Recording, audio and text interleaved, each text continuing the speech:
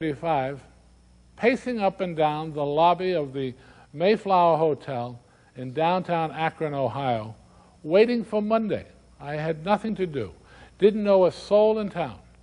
I just was walking from one end of the hotel to the other. At one end was the bar, and at the other end was the front desk. I just paced back and forth, feeling very depressed and very downhearted because I had a lot bet on this.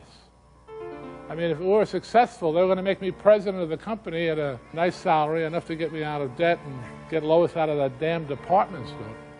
I found myself no longer pacing, but I'm standing outside the bar, the Mayflower Hotel, listening to the sounds that bars make. You know, the laughter, the music, the ring of glasses and ice cubes.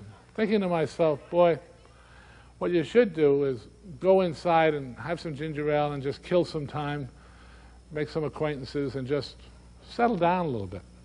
And no sooner said that when a red light went on. I was sober long enough, I guess. A little red light went on and said, "Ginger ale, my foot, you want to get drunk." And I remember that trip to Staten Island, and I said, by God, where did this idea come from? I mean, you'd think after 6 months of being dry, I wouldn't think about this stuff anymore.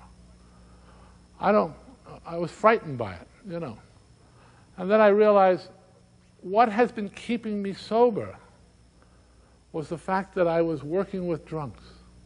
Forget that I had absolutely nothing to show for it, but working with them had kept me sober. And I knew I didn't need a drink, I needed a drunk. I needed him more than he needed me. But where would I find a drunk? Didn't know a soul in town. Couldn't go in the bar and say, anybody want to get sober? They'd beat me up. So I'm back to pacing. You know, what am I going to do? Don't know anybody. But after a while of pacing, I found myself in the center of the hotel lobby, gazing at a church directory. And I'm reading the names because I had nothing else to do, and lo and behold, in the right-hand corner, the name the Reverend Walter Tunks hit me right between the eyes. I said, I'll play that hunch. I'll call this fella Tunks. Growing up in Vermont, when we took a hike in the woods, we took a tunk. I'll call this guy Tunks. For you bowlers out there, it was a 10 strike. I got the #1 fan of the Oxford group in Akron, Ohio. Not a member himself, but a great fan of his. Dialed him up on the phone, and I said, this is Bill Wilson. I'm a rum hound from New York, a member of the Oxford group. I haven't had a drink in 6 months. I think I can help somebody find what I found. At first, the good Reverend thought I wanted to get drunk with him. He was a little confused. When finally he figured out what I wanted to do, he said, well, I can't help you. I'm sorry. I don't know any drunks. And if I did, I couldn't break their confidence and give you their names. But I do know 10 members of the Oxford group. Will that help you?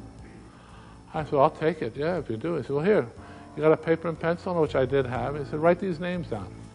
I listed 10 names and 10 phone numbers, and when I hung up, I changed the dollar bill, got 20 nickels, came back to the phone booth, and I began to dial those numbers. Went through 9 in maybe 15 minutes. They were either out, didn't know anybody, or they hung up on me. Hello? Yes. Down to the last name, took a deep breath, and finally I dialed the number, and I happened to catch a fella who was packing his bags, leaving town for the weekend. He was already late, and I was delaying him further. I told him what I wanted, and finally he said, I can't help you, I'm sorry, I'm late now, but wait a second, he said, here, call this woman. And he gave me her name and her number. When I hung up, and he hung up, my heart sank. I reread the name, and I said, my God, Henrietta Seiberling. I know her. I knew her husband, I'm sorry. I think I knew her, but I knew her husband, Frank Seiberling, the guy that started Goodyear Tire Company. He and I, at one time, we belonged to some of the same clubs back in New York. I couldn't call him up now and say, this is Bill Wilson, I'm a drunk now, do you know any drunks? And this is probably his wife. I can't do it. But I sat there, and finally I realized I better do it. If I don't, I'm in trouble. So I dropped a nickel and dialed the number. A woman answered. I told her who I was and what I wanted, and she said, "Come right over. You get right over here." And she gave me the address, and I jumped in a cab, and I came right over, and I met Henrietta Seiberling. She wasn't Frank's wife, she was his daughter-in-law, soon to be ex-daughter-in-law.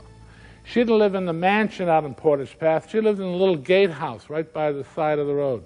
Soon she was going to be in the road.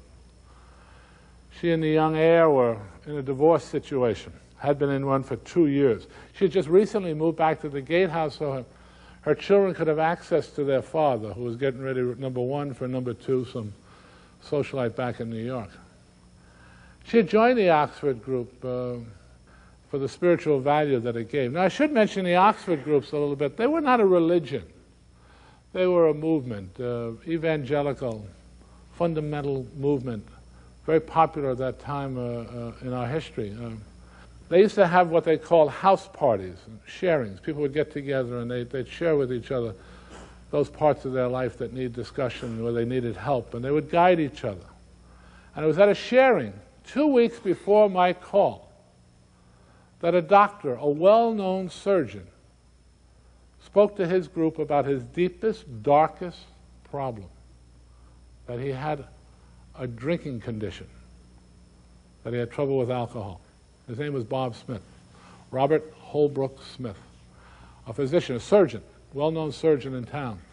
Now, Henry was at that sharing, and she was touched by Bob's honesty, realizing that he was a very proud man, and to share that with his group, he was really reaching out for help. And yet, she, like everybody else in town, knew that Bob was a drunk. Bob's reputation had preceded him before that sharing. Well-known drunk. Well, here I can share this on him now. He used to say it of himself. Bob was a proctologist, a rectal surgeon. And they had a saying in the medical profession about Bob that people really bet their ass when they went to him, because you never knew if you were going to get him drunk or sober. But his denial was so great, he always thought he had it under wraps. And here he was exposing himself. Henry began to pray in earnest for Bob that he get help with his problem. And 2 weeks later, she gets a call from a complete stranger. He can help drunks. Manna from heaven. She said, "You get right over." And I got over there, and she interviewed me to make sure I was what I said I was. And I've been on interviews where I tried to prove I wasn't a drunk. But here I am in this lady's house. It only took me about 5 minutes. Finally, she said, "I've heard enough, you'll do it." And she went over and she picked up the phone and she called Ann Smith, Dr. Bob's wife. And she said, "Ann, get Bob over, I've got a fellow can help him." And Ann hemmed and hawed and came up with one reason or another why they couldn't come over, but Henry kept knocking down the excuses until finally Annie told the truth. She said, "Henry, we can't come over." Bob came home this afternoon with a potted plant for me for Mother's Day, and he placed it on the kitchen table. And as he's more potted than the plant, he's under the table. And I couldn't wake him up if his life depended on it. Skip us, find somebody else. And Henry said, "No, I want these two fellows to get together." He said to me, "Mister, can you come back tomorrow for dinner?" I said, "Certainly." So when you get back here tomorrow, I'll have Bob over here, and you two guys get together. So I walked back to the hotel, spent an uneventful rest of the evening. The next day, didn't do much, walked a lot, and finally even walked back out to the gatehouse. And at 5 o'clock, right on the dot, I met Bob Smith. Apparently on the way over, he said to Annie, "I'll give this bum 15 minutes. I don't need some jerk from New York to tell me how to get sober. And then you come in and announce that there's been some sort of a train wreck or plane wreck and I'm needed back at the hospital." Well, he walked into the house, and I was standing there with our hostess, and I took one look at him, and I guess I said the right thing. He was a mess.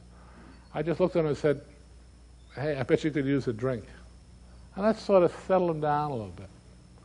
We went in to eat, and he was shaking so badly, the food was going all over the table, so I took pity on him. I said, "Wait a minute, let's put this aside for a while. Put these in the plates in the oven. Let's you and I talk." And he was grateful because he was very embarrassed. And we got up and we entered a little reading room alongside the dining room. We sat together, and We're only a very tiny room. We're maybe 2 feet apart, and I looked at him